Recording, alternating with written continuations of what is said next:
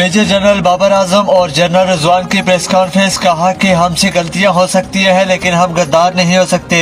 T20 world cup का final जीतने वाली टीम को $16 लाख का इनाम सुनकर शहबाज शरीफ की बाबर आजम को मिस कॉलें। बाबर आजम ने नंबर ब्लॉक कर दिया।